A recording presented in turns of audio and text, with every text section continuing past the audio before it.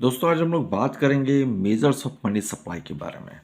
अगर measures of money supply की हम लोग बात करें तो ये डिवाइड होता है 4 पार्ट्स में M1, M2, M3 और M4। तो आइए जानते हैं इनमें क्या क्या चीज़ें इंक्लूड की जाती हैं। सबसे पहला नंबर आता है M1 का।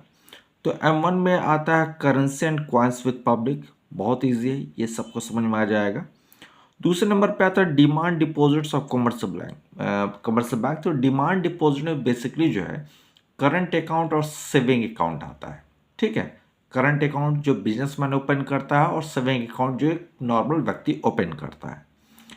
Plus other deposit with RBI. Other deposits with RBI का मतलब जो आरबीआई के पास जो अदर डिपॉजिट्स पड़े हुए हैं, जैसे other deposit with reserve bank of India includes deposit held by the RBI on behalf of foreign banks and governments, public financial institution, world bank, IMF etcetera. ये सारे के सारे जो हैं वो M1 का ही पार्ट होते हैं।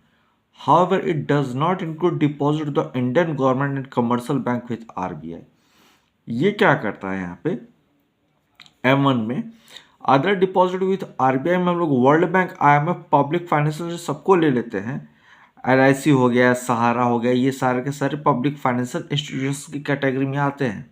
लेकिन भारत के जो कमर्शियल बैंक हैं और गवर्नमेंट का जो भारत की सरकार है उसके डिपॉजिट्स को इंक्लूड नहीं किया जाता है। इस बात को समझना चाहिए हमें। It constitutes a very small proportion of M1, so it does not have any significant role to play in the monetary policy formulation। कहता है कि चूंकि बहुत ही छोटा होता है इसका प्रोपोर्शन M1 में, इसलिए अदर डिपॉजिट विद आरबीआई को हम M1 में इंक्लूड नहीं करते हैं। तो ये खास बात है, इसको ध्यान में रखिएगा। अदर डिपॉजिट विद आरबीआई में इंडिया के कमर्शियल बैंक का और गवर्नमेंट के पैसे को इंक्लूड नहीं किया जाता है। बाकी वर्ल्ड बैंक, आईएमएफ और दूसरे फॉरेन बैंक्स या पब्लिक फाइनेंशियल इंस्टीट्यूशंस के पैसे को इंक्लूड किया जाता है। तो ये हो गया अदर डिपॉजिट विद आरबीआई।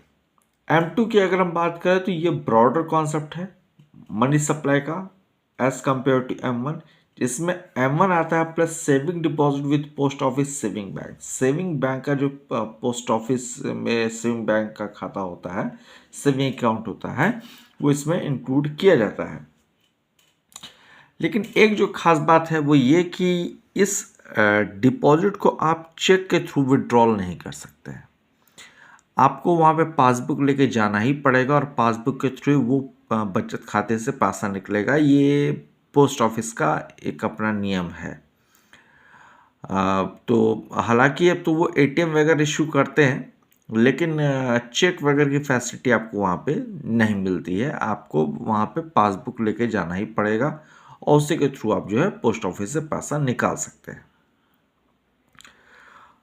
इसका जो अगला नंबर आता है वो M3 आता है, जिसमें M1 plus net time deposit को इंक्लूड किया जाता है।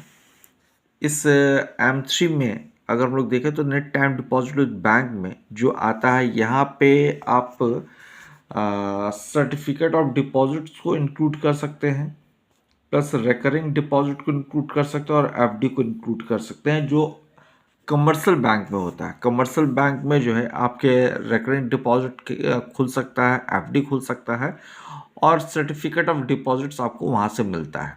कमर्शियल बैंक मतलब जो भी आपके नियर बाय बैंक होगा, SBI है, PNB है, इलाहाबाद बैंक है, जो भी बैंक आप देख लें। हालांकि अब इलाहाबाद बैंक तो मर्जर हो चुका है, लेकिन जो भी आप देखते हैं उस ये चीज़ें आपको वहाँ पे देखने को मिल जाती हैं।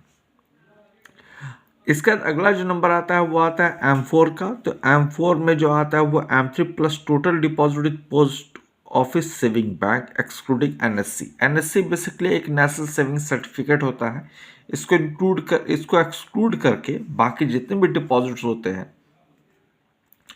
बचत खाते के पोस्ट ऑफिस को, वो और M3 को अगर हम ले लेते हैं तो हमारा M4 तैयार होता है। तो देखा जाए तो नॉर्मली जो ये आपका M4 है, ये M4 सबको इंक्लूड कर लेता है, M1 को भी इंक्लूड करता है, ये जो पूरा का पूरा ऊपर में दिया गया है, plus net time deposit with bank plus total deposit with post office saving bank excluding NSC। इन सभी को ये इंक्लूड कर लेता है। एक जैसे समझने वाली बात है और ये क्वेश्चन मैं आपके लिए छोड़े जा रहा हूँ। यहाँ पे पोस्ट ऑफिस में बचत खाते के पैसों को तो इंक्लूड इसने कर लिया, लेकिन पोस्ट ऑफिस में जो एफडी का जो खाता खुलता है या आरडी का जो खाता खुलता है उसको इसमें जगह क्यों नहीं मिली है। मेरे क्वेश्चन को आप लोग समझ रहे होंगे। इसमें कमर्शियल बैंक के बचत खाते को इंक्लूड किया गया है, ये डिमांड डिपॉजिट कमर्शियल बैंक इसको इंक्लूड कर लिया गया है जिसमें करंट अकाउंट सेविंग अकाउंट आता है, और दूसरी जगह कमर्शियल बैंक के फिक्स डिपॉजिट और आरडी को भी इंक्लूड कर लिया गया है, रिकरेंट डिपॉजिट को भी इंक्लूड कर लिया गया है। बट पोस्ट ऑफिस के बचत खाते को तो इंक्लूड किया गया है, लेकिन पोस्ट ऑफिस के एफडी और आरडी को इंक्लूड क्यों नहीं किया गया है जिस तरह से कमर्शियल बैंक के एफडी और आरडी को इंक्लूड किया गया है। ये क्वेश्चन आप सभी लोग के लिए है, मेरे सारे साथियों के लिए, दोस्तों के लिए है जो ये मेरा वीडियो देख रहे हैं। आप कमेंट में ज़रूर बताइए, और इसके साथ साथ अगर इस टॉपिक में कहीं आपको कोई दिक्कत होती है तो उसके बारे में मुझे ज़रूर बताइए। मैं इसको और बेसिकली और इजी वे में आपको समझाने की कोशिश करूँगा, और बेसिक लेवल पे मैं आपको इसको समझाऊँगा। तो आई होप कि आपको ये मेरा वीडियो पसंद आया होगा और आपको इससे सारी चीज़ समझ में आई होंगी। अगर नहीं समझ में आती हैं तो मुझे ज़रूर बताइए, मैं इसे दोबारा एक्सप्लेन कर दूँगा। Thank you, all the best.